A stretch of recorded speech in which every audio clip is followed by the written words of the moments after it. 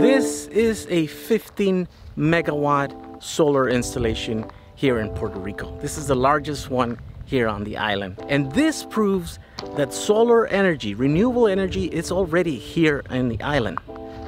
The future is here, we just have to embrace it.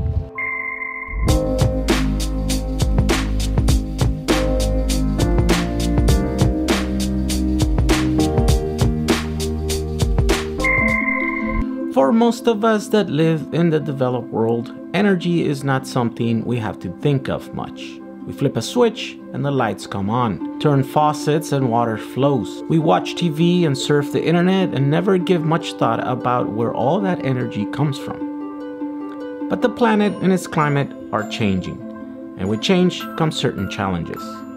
Whether the massive storms that recently hit the island of Puerto Rico were partly the result of climate change will be debated for a long time. But what cannot be debated is the fact that people here do not have the luxury of not thinking about the energy they need.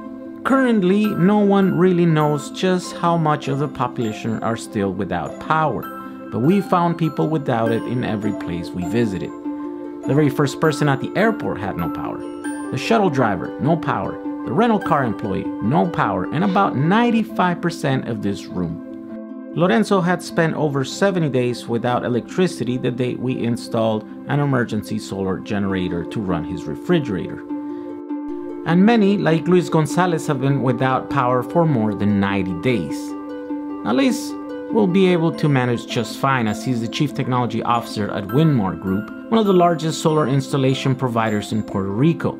They own and operate dozens of installations around the island, including the 15 megawatt array in Ponce. But the rest of the island has no choice but to wait, especially those in rural areas.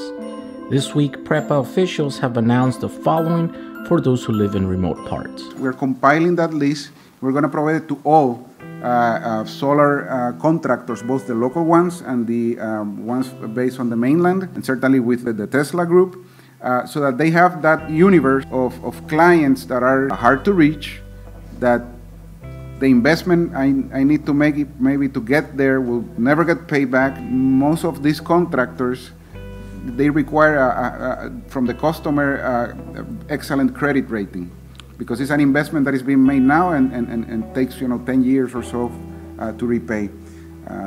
If I had the funds, I would do it myself, and they keep being my clients with the meter. So we're analyzing. I guess that's the most difficult part, not the technical, but the funding. It sounds like a blessing from the utility company to go off-grid, if you ask me. And that's exactly what's happening all around the island.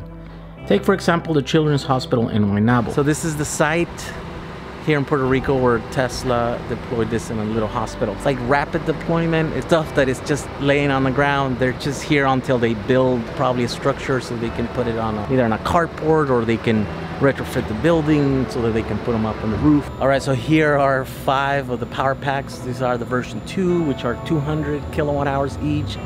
So you're looking at a megawatt hour worth of storage right here. They're temporarily installed, as you can see. They're just on a crate. They're still in the pallets. They're probably gonna find again, like a secure, permanent place for them. So this is pretty cool. So the future for Puerto Rico looks bright, as not only these big Tesla installations are going up, but even the big players in the island are gearing up to meet the demand of small to mid-sized off-grid customers as well. When we visited Luis last week, he was working on his DIY kits. He's bundling everything a homeowner needs to install to go off-grid. This is the reason I visited Puerto Rico. I think it's the perfect place to reinvent the way we receive power, to reinvent the grid as we know it. The centralized sources of power, the utilities, will always fight change and will always push back against people becoming self-sustainable. Except here, the utilities are up against criticism for not being able to move fast enough to restore power to such a large number of their customer base that they are referring names of potential customers to any solar company that is willing to provide their services. For the first time, Puerto Rican people have something that the rest of us don't. Not only do they have the opportunity and the need, but they have the blessing of the power companies to install and operate an off-grid system. And that right there is how you jumpstart the future.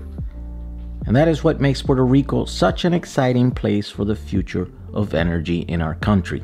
My visit to the island had humble aspirations.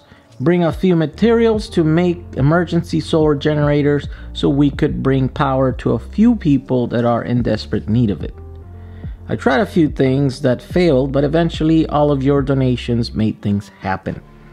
At this point, we have received around $5,000 in donations. Oracle, a company in Southern California, donated 50 power packs for LED lights. An anonymous party paid for the entire trip to the island. Scott from the Virgin Islands donated a few $1,000s in materials. And Tom Ammerman has donated lithium batteries. I believe we will be able to help around 25 to 30 families with what's been donated up until now. But my hope is that this is something that will keep going, so much that I told Javier, who is left in charge of this project, that I would be back to help him deploy the 100th system whenever that happens.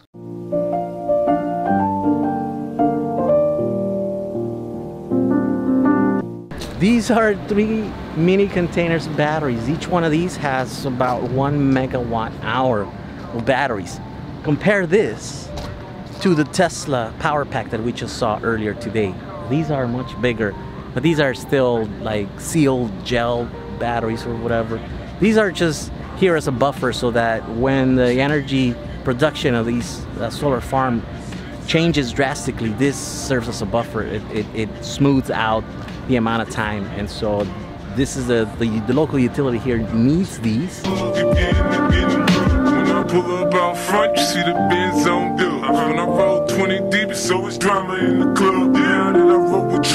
Alright, the last day, just gotta go get some breakfast or lunch now, I'm not sure, and then head to the airport.